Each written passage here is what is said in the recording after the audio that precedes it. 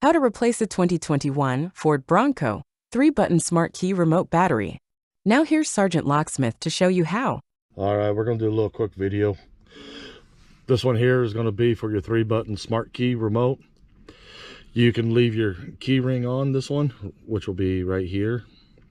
You will need a battery for this, which is a CR2450, and you won't need no tools.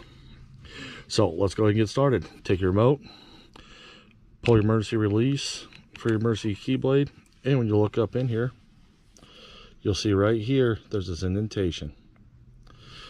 Go ahead and take your emergency key. It is beveled on the end. Just slide it in there and you'll hear it just pop. Once it does, twist it and your housing will start to lift up. You can use your blade and keep pushing it up in there, or if you want to turn around and use your fingers in this gap, you can. For this purpose, we're going to just keep using the blade. That way you can see we got it in there, and I just pushed it up. There we go. We got your battery exposed. Go ahead and use your thumb, fingernail, dig your battery out.